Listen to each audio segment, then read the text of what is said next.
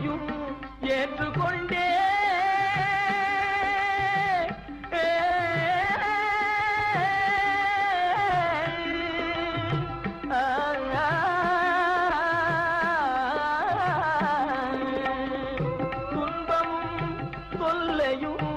ஏற்றுக்கொண்டே நம்மை சுகம் பெற வைத்திடும் கருணை வெள்ளம், சுகம் பெற வைத்திடும் கருணை வெள்ளம்.